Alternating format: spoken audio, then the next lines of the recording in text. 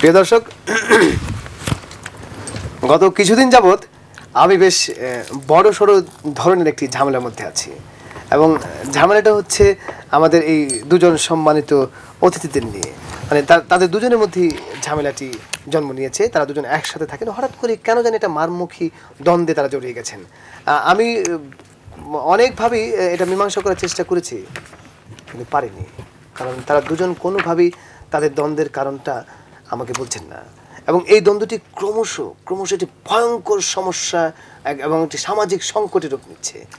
আল্লাহ জানে কি হবে, কারণ তারা বলতে চায় এই সমস্যাটি আমাকে এককভাবে বলবেন না, কারণ এই সমস্যাটি তারা সবার সামনে বলতে চায়, কারণ গোপনে তারা কোনো আপোষ করতে চান না। তারা বলেছেন তারা গণতন্ত্র বিশ্বাস করেন। আসলে গণতন্ত্র শব্দটা আসলে আমার আঙ্গুল চলে আসে। তারা বলেছেন যে তারা গণতন্ত্র বিশ্বাস করেন, সুতরাং গণতন্ত্র যেহেতু বিশ্বাস করে জনগণকে নিয়েই প্রকাশ্যে তারা এই সমস্যাটি সমাধান করতে চান। খুব ভালো, আমারও ভালো লেগেছে, এবং আমার বিশ্বাস গণতন্ত্রের অগ্রযাত্রায় এটি একটি মাইল ফলক হয়ে দাঁড়াবে, এবং এই আপনাদেরকে নিয়ে এই সালিশটি আমরা ঠিকভাবে সম্পন্ন করতে পারবো। এবং আপনারা কিন্তু অবশ্যই আমাদের সাথে এই দ্বন্দ্বে অংশগ্রহণ করতে পারেন, দ্বন্দ্ব সমস্যায় অংশগ্রহণ করতে পারেন। আপনার জন্য রয়েছে আমার এই সুন্দর টুকটুকে ফোনটি। আপনারা ফোন করুন এবং সরাসরি আমাদের সাথে কথা বলুন। কিন্তু আপনি ফোন কলটি পাবেন কিনা সেটি সৃষ্টিকর্তা ছাড়া আর কেউ জানে না, অন্তত আমি মনে করি। আর যদি পেয়ে যান, আপনি নিঃসন্দেহে একজন ভাগ্যবান ব্যক্তি, এবং এই ভাগ্যের জন্য আপনি বরিশাল যেতে পারেন। আর সেটা কেন যেতে পারেন সেটা আমরা পরে বলছি। আর যদি আপনি ফোন কলটি না পান, অন্যের প্রশ্নগুলোর সাথে আপনি মিলিয়ে নেবেন যে আপনার প্রশ্নটা মিলে যাচ্ছে কিনা। ঠিক আছে? তো আমরা আসলে এটি একটি আপনাদেরকে নিয়ে একটি অংশগ্রহণমূলক অনুষ্ঠান করতে চাই। কি বললাম? অংশগ্রহণমূলক। দেখেছেন, অনেক সুন্দর একটি ভাষা বলে ফেললাম। এটা আসলে আমরা পেয়েছি এনজিওদের বদলতে। ঠিক আছে, হোক, আমরা ঘরের খবর, হাড়ির খবর, নারীর খবর, সব সমস্যার সমাধান করতে চাই জনগণকে নিয়ে, এবং সেই জন্যে আজকে এই অনুষ্ঠানে আমার ডান পাশে যিনি আছেন তিনি হচ্ছেন ইন্তেজার হোসেন। থামেন। কেন ইন্তেজার হোসেন মানে? আমার নামের আগে পাশে যেটা আছে সেটা কিটা কবি? নামের আগে পাশে কি আছে? ঠিক, আমার নাম কি খালি ইন্তেজার হোসেন নাকি সৈয়দ আছে? নামের কাছে সৈয়দ আছে? দুঃখিত প্রিয় দর্শক, আমি আসলে এটা মারাত্মক ভুল করে ফেলেছি। ওনার নামের আগে যে শব্দটি আছে সেটা হচ্ছে সৈয়দ ইন্তেজার হোসেন। আরে সেটা তো আগেরটা হলে পরেরটা কিটা কবি? চেয়ারের জন্য তো পেছনে কিছু দেখতে পাচ্ছি না। আরে থামেন, আমি বলতেছি। আমার নাম সৈয়দ ইন্তেজার হোসেন, BA LLB। ও আচ্ছা, না, আমি শুধু নামটা বলেছিলাম, তো BLB তো নাম নয়, সেজন্য আমি এটা বলিনি। এই যে শোনেন, আপনি তো খালি পাস করেছেন, তাই না? কোনো ডিগ্রি তো পান নাই। আর ডিগ্রি পান নাই দেখে যারা ডিগ্রি আছে সেটা ক্ষতি আপনার গার মধ্যে জ্বলে, তাই না? আর শোনেন, আপনি তো প্রথমেই একটা বড় ভুল করেছেন। সে কখন থেকে আমারে বসায় রাখিছেন, আর নিজে বগর কথা কয়ে যাচ্ছেন একাই, আমার কোনো চান্সই দিচ্ছেন না। আর যখন চান্স দিবেন না তখন দাঁড়ান, যখন চান্স দিবেন না তখন তাহলে থাকা বল শুরু করেছি, আর আমার কেমন সময় শেষ। যান, আপনার ভান্ডামি আমি বুঝিনি। না, আমি বুঝতে পেরেছি আপনার চটে যাবার কারণটা আমরা বুঝতে পেরেছি, কারণ আমরা সবাই আসলে মানে আমরাই তো বলি না। ঠিক আছে, যাই হোক, মানে আপনি হচ্ছেন অভিযোগকারী, মানে বাদী। আচ্ছা, আইনের ভাষায় তো শব্দটা বাদী, না? হ্যাঁ, বাদী। হ্যাঁ, আর বাদীরা তো উত্তেজিত হবে, এটা স্বাভাবিক, খুব স্বাভাবিক। না, কে বলছে বাদীরা কখনো উত্তেজিত হয়? মানে মাঝে মাঝে। যাই হোক দর্শক, আমার বাম পাশে যিনি আছেন তিনি হচ্ছেন মেহেরবান হাওলাদার। স্যার, আমি কি আপনার নামটা ঠিক বলেছি? চালা যাও। ধন্যবাদ স্যার। ধন্যবাদের কি আছে? লেখা আছে। আর লেখা থাক, ধন্যবাদ দেওয়ার কি আছে? আপনি কাজের কথা বলি কন, নাহলে আমি চলে যাই এখান থেকে। কি বলেন? হ্যাঁ, ধর ফালতু কথাবার্তা শুরু। আরে যাইতে চলে যাক না, এসব লোক আনেন কেন? না, সুটকোট পরে আসছে, এটা দর্শক দেখবে না। যাক, বসেন আপনি, আমি শুরু করছি। বলেন মানে কি বলবো? না, অভিযোগটা বলেন। তাক জিজ্ঞেস করেন। তাক জিজ্ঞেস করেন, সেই কবিনি। ও আচ্ছা, ঠিক আছে। জি স্যার। স্যার, আপনার অভিযোগটা বলেন তো। কে চোর?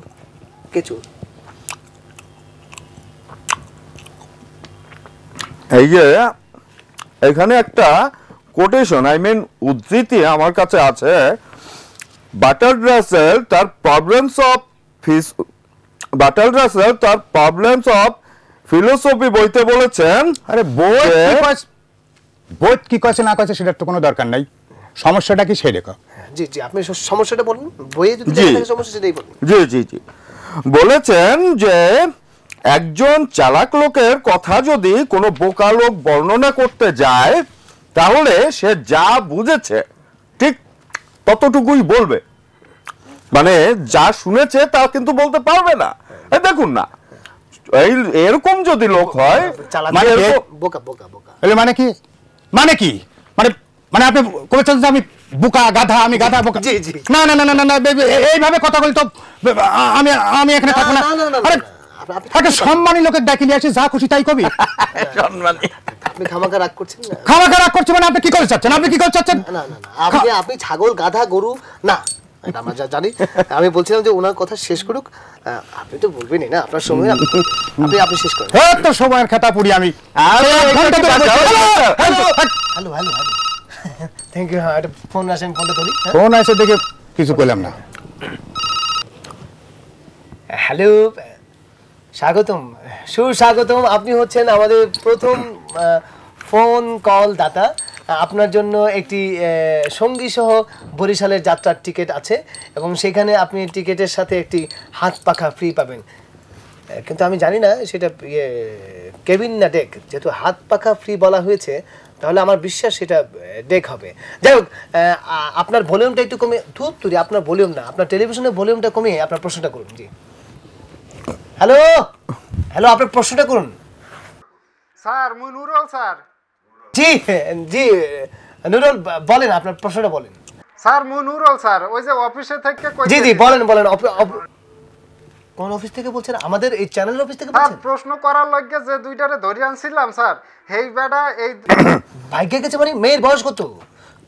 সরি আমি ঠিক বুঝতে পারিনি, আপনি আবার প্রশ্নটা করুন। স্যার প্রশ্ন করার লাগে যারে ধরে আনছিলাম স্যার, হেই বেটা এই দুইটারে দেখে চা খাওয়ানোর কথা কই ভাগ্যে গেছে স্যার। হ্যালো, লাইনটা কেটে গেল।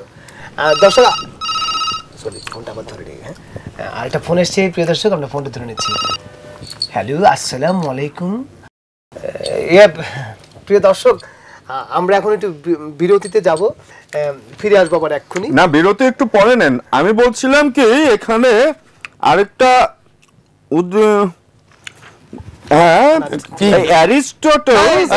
আমাদের বিরতিতে তো জরুরি হয়ে গেছে, আপনি ভালো করে মুখস্থ করেন, তারপরে স্পষ্ট করে বললেন কথাটা। হ্যাঁ, ফিরে আসবো এক্ষুনি। আমাদের সঙ্গে দুজন সম্মানিত অতিথি আছেন, একজন বই পড়ে বলছেন আর একজন স্যুট পড়ে বলছেন।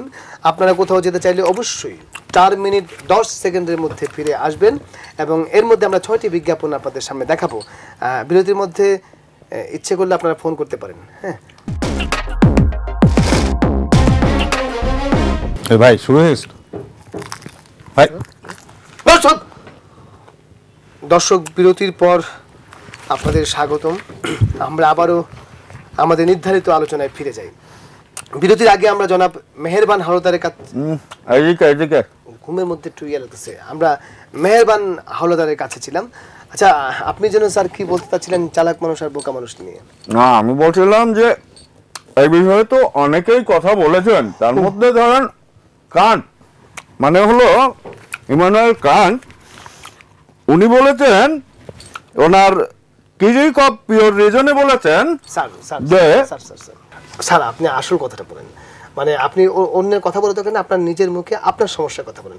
আপনি তো শুধু অন্যের কথা বলছেন। ঠিক ধরেছেন, অন্যের সমস্যার কথা বলছেন। একদম ঠিক কথা কইছেন। উনি বুঝছেন, উনি মাস্টার সাজে বড় বড় জ্ঞানের মতো করে কথা কয়, কিন্তু নিজের কথা কয় না, অন্যের কথা কয়, বুঝছেন? না না না না না, আপনাদের সামনে সরি, ঠিক আছে, বলেন। আপনাদের সাথে আসলে কথা বলাটাই হচ্ছে নিরর্থক। আপনি তো একেবারে জ্ঞানী বিজ্ঞানী সাজে গেছেন, আপনি তো আমার কথা পছন্দই হয় না। আরে বাবা, এই যে উপস্থাপক সাহেব, আপনি দেখেন আমি এখানে কোনো বিজ্ঞানের কথা বলেছি? না না, তবে দর্শন আর বিজ্ঞানের মধ্যে কিন্তু এক ধরনের মিল খুঁজে পাওয়া যায়। এই যে দেখেন না যে আরে দূর মিয়া, দর্শন বিজ্ঞান কি কন না কন, কিসের মধ্যে কি পান্তা ভাতে কি, আপনি কথায় কথায় খালি অন্য বিদেশি লোকের কথাবার্তা টানিয়ে নিয়ে এসে মহাজ্ঞানী শাস্তিছেন। হ্যাঁ, এগুলি কোনো কথা নাকি?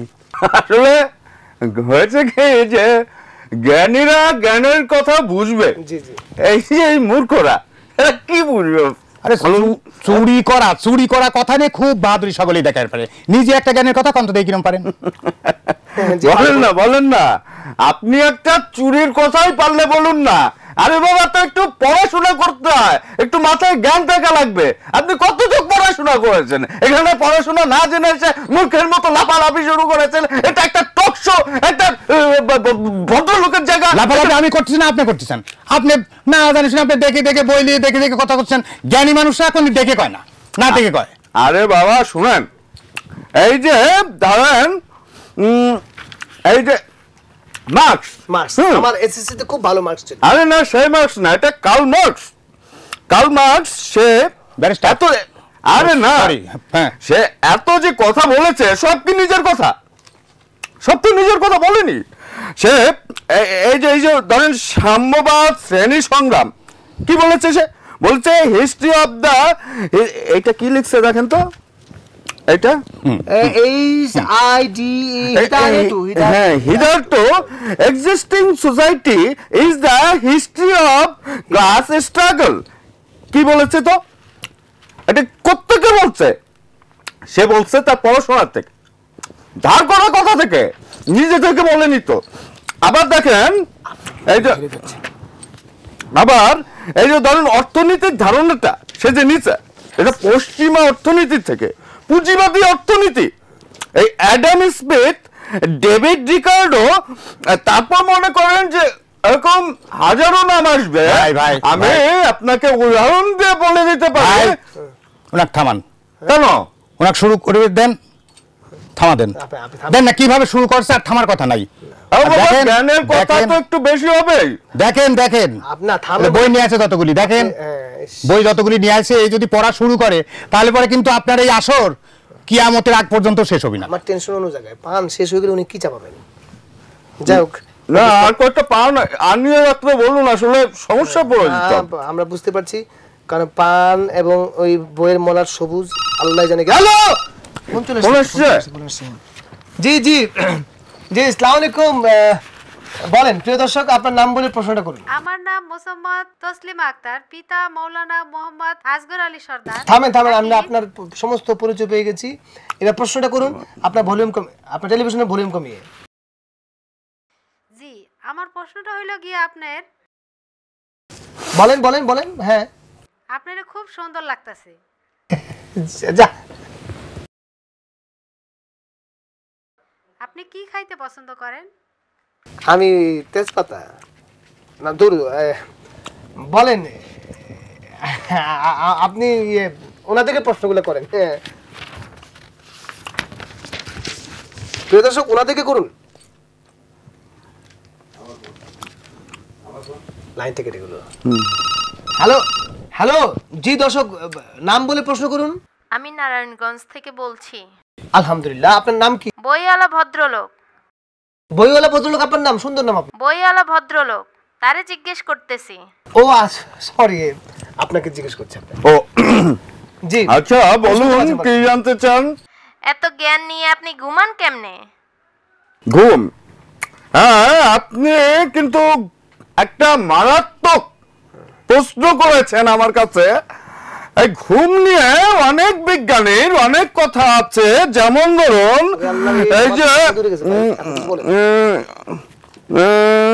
এই যে ধরেন জেরেমি বেনথামের একটা প্রতিধানযোগ্য, বেনথাম বলেছেন। আপনার কথা শুনবো, ফোনটা আবার ধরে নিয়ে। জি, আবার ফোন আসছে। ও লোকটাকে তো বুঝাতে হবে, ও লোকটা তো ক্লিয়ার হলো না ঘুম বিষয়ে। একটু লোকটার একটা প্রবলেম থাকতেই পারে ঘুম নিয়ে। ও অলরেডি স্যার ঘুমিয়ে গেছেন। আমরা আরেকটা প্রশ্ন ধরি। আচ্ছা, হ্যালো দর্শক, নাম বলে প্রশ্ন করুন। আমি উকিল সাহেবরে একটা প্রশ্ন করব। এই উকিল সাহেব কি? উকিল সাহেব কি? উকিল সাহেব কি? আমার নামটা স্পষ্ট করে বলে তারপর প্রশ্ন। জি জি দর্শক, ওনার নাম হচ্ছে সৈয়দ ইন্তেজার হোসেন, বিএ LLB।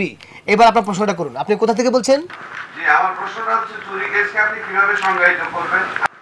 চোর ধরা পড়লে তার সাজা কি?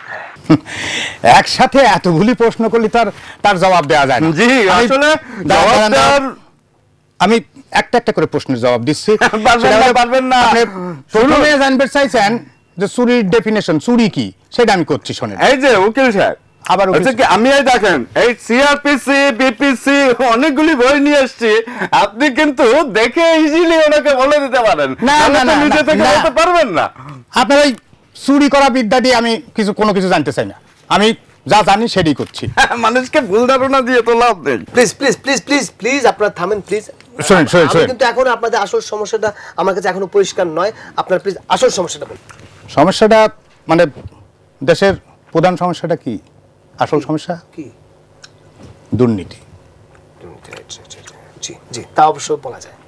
শোনেন, এই দুর্নীতির হাত থেকে দেশটা বাঁচানোর জন্যই একটা চিন্তা যখন আমার মাথায় আসলে, ঠিক তখন ব্যাপারটা আমি কার কাছে কই, কার সাথে শেয়ার করি, কার কাছে কই ভাবে চিন্তা না পায়, আমরা দুইজন যেহেতু পাশাপাশি থাকি, তখন আমি তার কাছে এই কথাটা কই, আর সে এই কথাটা আমার কাছ থেকে জানি নিয়ে আমার এই চিন্তা ভাবনাটা এখন সব জায়গায় সে কয়ে বেড়াচ্ছে। তাহলে এটা চুরি করা হলে না?